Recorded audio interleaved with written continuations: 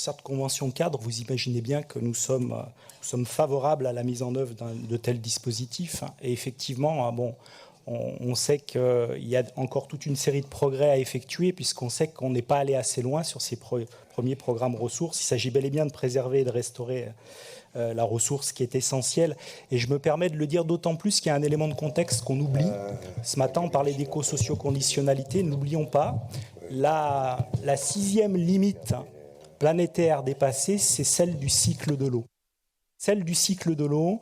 Et donc, nous sommes rentrés avec cette difficulté que l'on connaît par rapport à la qualité de l'eau, notamment sur tous les périmètres de captage. Aussi un chiffre, sur les 32 captages dégradés, 26 le sont dans le département 17, 79 et 86. Donc on a une véritable difficulté concernant l'eau potable.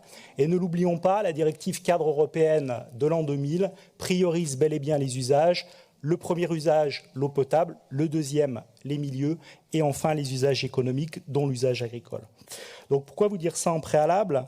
Parce qu'effectivement, on a des pollutions diffuses qui sont très importantes. Et j'avais une question à vous poser, monsieur le vice-président. C'était la question qui est sous-jacente et qui n'était pas résolue lorsque la dernière fois où j'ai lu cette délibération. Est-ce que la Chambre d'agriculture a signé le document ou est en phase de la signer, puisqu'il y avait un point d'interrogation par rapport à ça? Et puis, je me permets, pour faire plus court, peut-être d'intégrer en même temps l'amendement.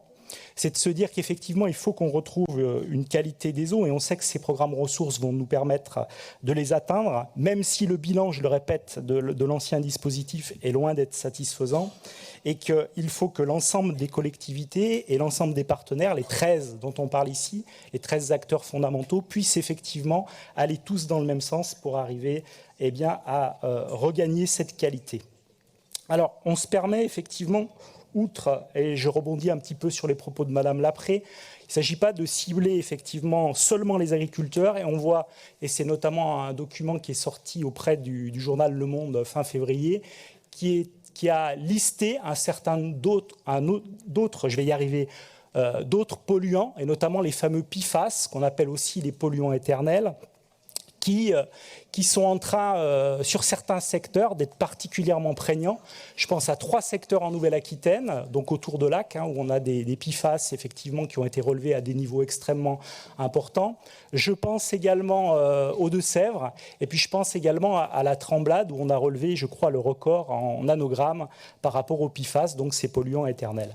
Et effectivement, peut-être pour améliorer, et j'en profite pour présenter l'amendement, pour améliorer cette feuille de route, enfin, pardon, ce n'est pas une feuille de route, ce programme ressources, essayer d'intégrer effectivement le futur de la législation, puisque vous savez qu'il y a une directive cadre européenne qui est en train de sortir sur les PFAS, qui nous demande finalement à partir de 2026 d'être en phase par rapport à la législation.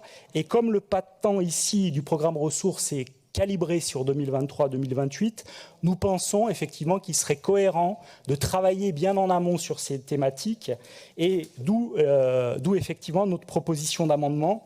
Donc, et compte tenu de la durée de la convention courante 2023-2028, il nous semble pertinent d'introduire, notamment à la page 4, une 4e évolution qui anticipe la directive de la qualité des eaux potables en 2026 et qui porterait, donc je ne vais pas le relire, mais au moins vous dire qu'il porterait sur la surveillance de 20 substances chimiques PFAS, donc ces fameux polluants éternels, nous permettant d'être en amont en phase avec la future législation. Je vous remercie.